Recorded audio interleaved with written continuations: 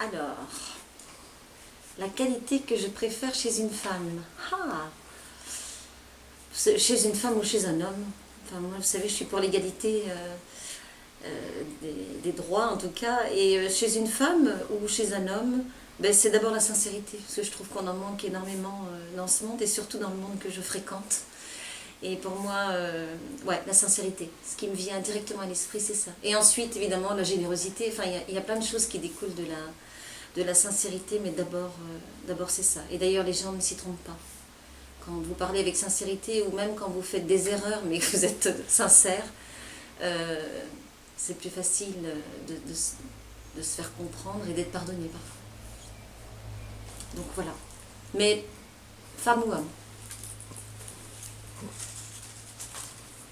Une autre. Ce que je voudrais être. Mais moi, je suis contente de ce que je suis. Je voudrais être, ben non, je voudrais évidemment progresser dans la fonction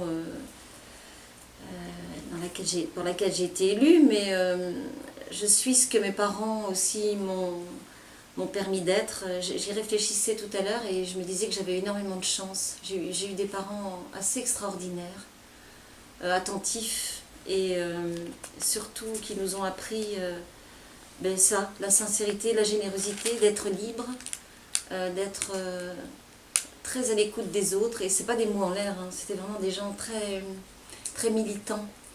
Ma mère assistante sociale, mon père agriculteur, mais aussi échevin aux finances, qui recevait toutes les personnes en difficulté à la maison. Je me souviens, la porte était régulièrement ouverte à tous les mal-aimés de la commune où il était élu. Et c'est vraiment des gens qui ont marqué ce que je suis aujourd'hui. Et j'essaye d'être à la hauteur de leur éducation, en tout cas. Je suis assez satisfaite de ce que je suis. Ça peut faire un peu prétentieux, mais c'est pas du tout dans ce sens-là. C'est justement ce qu'on m'a transmis qui me permet d'être ce que je suis aujourd'hui. Évidemment, on évolue et heureusement, je ne suis pas ce que j'étais il y a 20 ans. Voilà. Le son, le bruit que vous détestez. Vous allez dire, je suis focalisée sur la fonction actuelle, mais le bruit au moment des questions au gouvernement, où l'irrespect est total, et où je me dis que parfois ça hurle d'un côté ou de l'autre, sans écouter la personne qui parle, ni la réponse du ministre. Je trouve ça totalement irrespectueux. C'est un bruit insupportable, et je pense souvent au public qui est dans les tribunes, et qui doit se demander, ces gens-là nous représentent et ont été élus, c'est franchement une cour de récréation. Le héros de littérature, oh j'en ai plusieurs. C'est la littérature moderne, moi. J'ai lu les classiques, mais j'adore John Irving, c'est un auteur américain. Le premier livre que j'ai lu, c'était L'Hôtel New Hampshire, et Le Monde selon Garp, et puis L'œuvre de Dieu, La part du diable. Enfin, je crois que j'ai lu tous les livres de John Irving, et je lis son dernier là, qui est formidable, qui parle en fait d'un personnage dont l'identité sexuelle n'est pas si simple, voilà. Et je l'ai choisi sans savoir ça en fait. Et quand j'ai commencé le livre, je me suis dit tiens, c'est vraiment d'actualité. Et ensuite, j'ai été marquée par un livre qui s'appelle La pluie avant qu'elle tombe. Un bouquin magnifique, tout petit livre.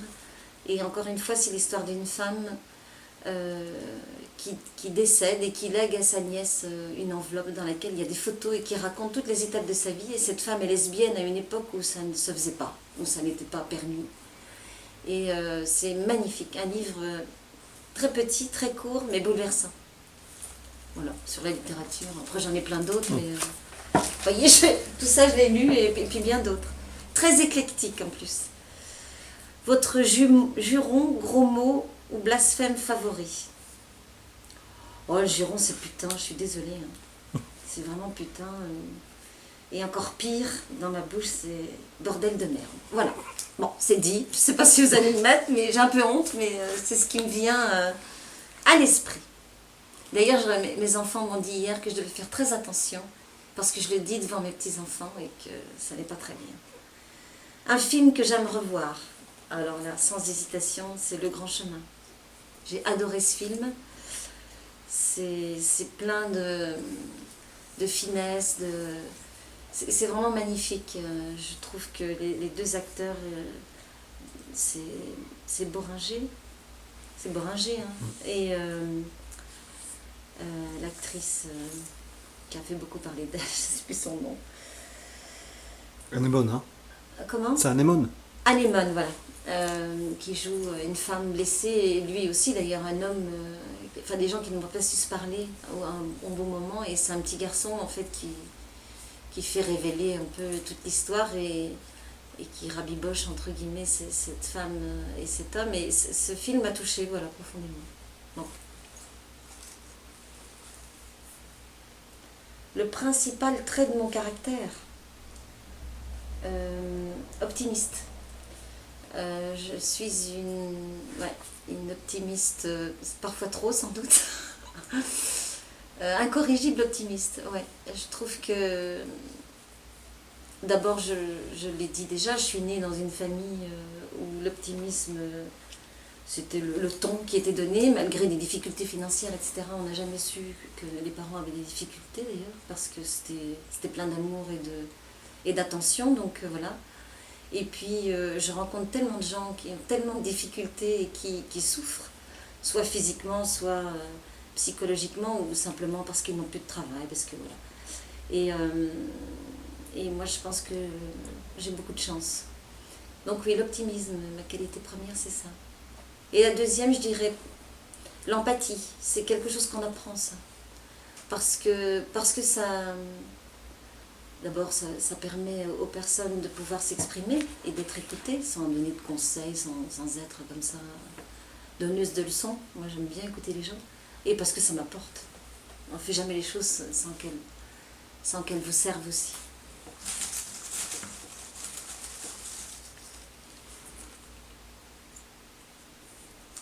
L'homme politique que j'aime bien le plus, il faut que ce soit un homme. Ou une femme. Ça peut être une femme. J'ai été marquée par Simone Veil, moi. J'ai lu, je la connaissais de loin et je savais évidemment que c'est elle qui, en 74, c'est 74 ? Oui, c'est ça. Ouais, avait fait passer sous Giscard la loi sur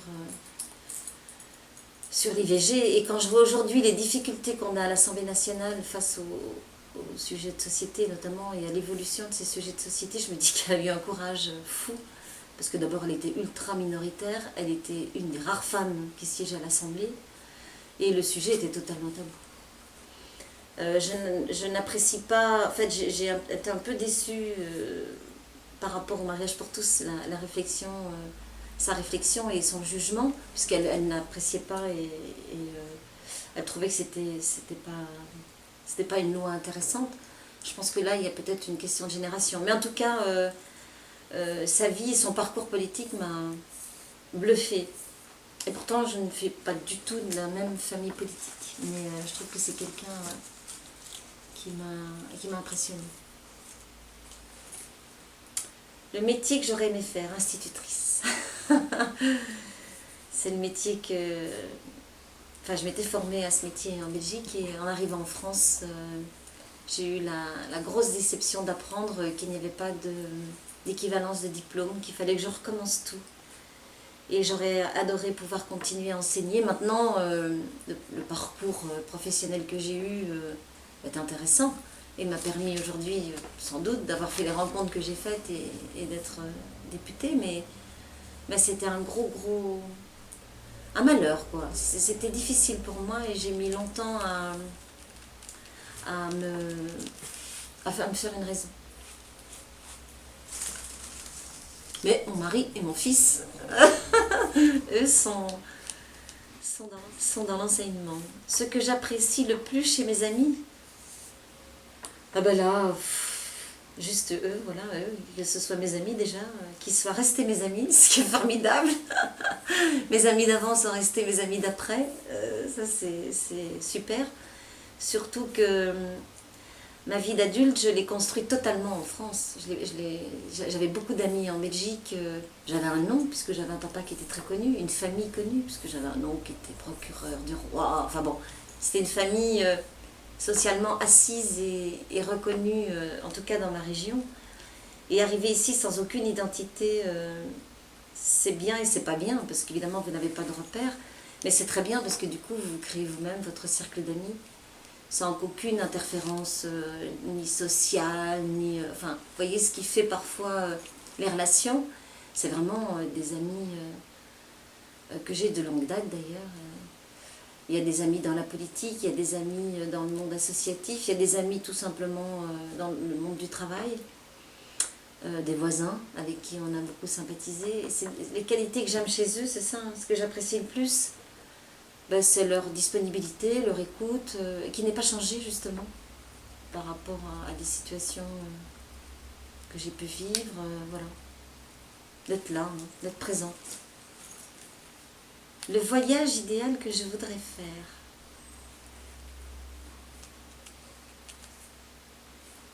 Je voyage pas beaucoup, vous allez rire, parce que j'ai un mari qui a peur de l'avion. Alors j'ai fait quelques voyages en avion, mais en fait, c'est peu importe qu'il ait peur ou pas, la France est tellement belle, ou même la Belgique. Hein. Moi j'adore visiter des coins en France. L'idéal, ben, ce serait d'avoir le temps de faire le tour justement de toutes les régions de France. J'en connais quelques-unes. Le sud-ouest fait partie des régions que j'aime beaucoup, mais la côte atlantique, la Bretagne, j'ai séjourné à Strasbourg, j'ai adoré. Enfin, j'aimerais bien, oui, pouvoir faire le tour de France. Voilà. Pas en vélo par contre, hein. J'ai pas les mollets. Si j'étais un animal, incontestablement un oiseau. Parce que ça c'est bateau, mais tout le monde a envie de voler. D'abord prendre un peu de hauteur peut-être, voir le monde d'un peu plus haut et plus globalement. Parce que je trouve qu'aujourd'hui les choses sont tellement saucissonnées et chacun a son secteur. C'est bien de voir les choses dans leur globalité. Et plus précisément, une hirondelle, parce qu'elle annonce le printemps. Voilà. Et que j'adore cette saison et que c'est un oiseau pas en voie de disparition, mais en tout cas avec une grosse inquiétude. Et je me suis rapprochée récemment de la LPO qui compte régulièrement ces oiseaux et apparemment ils sont en diminution inquiétante. Voilà, c'est un bel oiseau. La plante, l'arbre ou l'animal dans lequel vous aimeriez être réincarné. Oh, réincarné, moi j'y crois pas. Mais j'adore le bouleau parce que c'est un des premiers à avoir ses feuilles et puis la couleur argentée de son tronc. Et puis symboliquement, c'est un des arbres, parce que mon père, après avoir été agriculteur, a travaillé dans une entreprise de réaménagement des terris.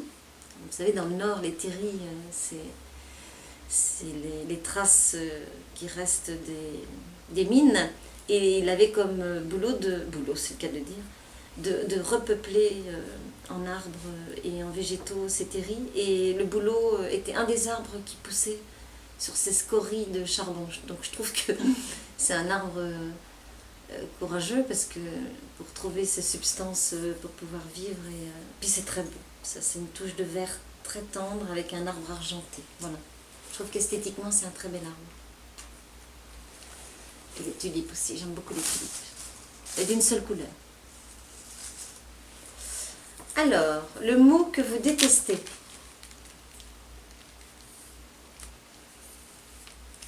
C'est pas possible. Ça m'insupporte. Et d'ailleurs, j'ai une phrase en tête que Noël, ma mère, avait mise sur une de ses cartes de vœux qui disait « Ils ne savaient pas que c'était impossible, alors ils l'ont fait ». Voilà, moi c'est ma devise et je déteste ce mot. Quand les gens disent mais non c'est impossible, moi je pense qu'il y a toujours possibilité de faire les choses. Mon plat préféré, oh je suis une bonne cuisinière, j'adore faire la cuisine et j'ai plein de plats. Et alors ce que je réussis le mieux c'est cuisiner les restes. Je dois avoir beaucoup de créativité, d'imagination parce que voilà, j'ouvre mon frigo et c'est ce qui me vient à l'esprit. Avant-hier, j'ai fait notamment, et je réussis très bien, des filets mignons farcis au chorizo et persil sur un lit d'oignon et d'ail, avec des petites pommes de terre de Noirmoutier et des légumes verts, enfin des asperges vertes. Enfin, voilà. Et en général, mes convives sortent le ventre plein et heureux, parce que j'aime bien cuisiner. C'est ça aussi la générosité.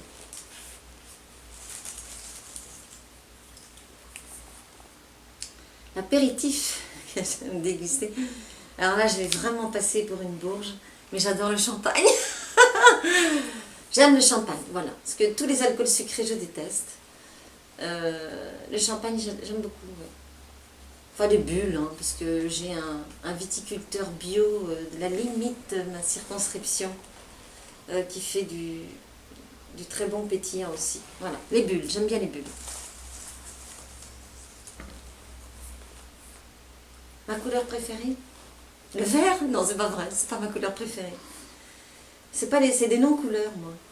J'aime bien le blanc, le noir, le beige, les couleurs un peu... Mais comme mon mobilier. J'aime bien les choses avec des petites notes de couleurs, mais plutôt passées, des couleurs passées.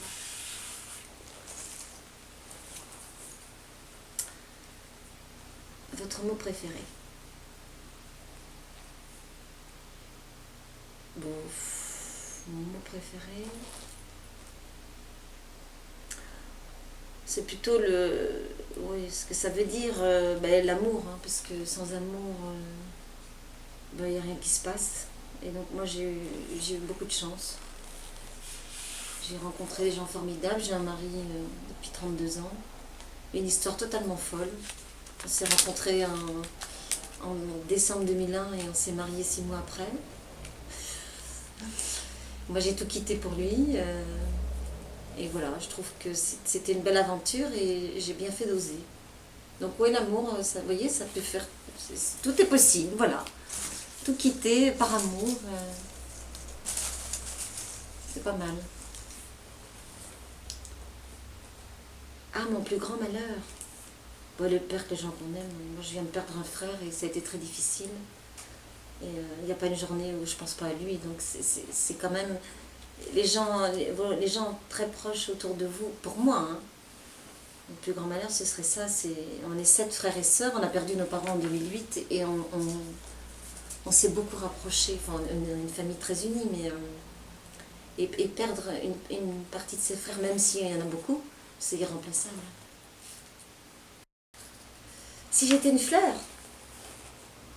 une tulipe, ça doit être la Hollande, hein, qui est tout près de mon pays d'origine. Oui, j'aime beaucoup les tulipes. Ben, c'est sans doute aussi parce que c'est une des premières fleurs du printemps. J'aime les tulipes et les jonquilles. C'est vraiment ça. C'est annonciateur des beaux jours.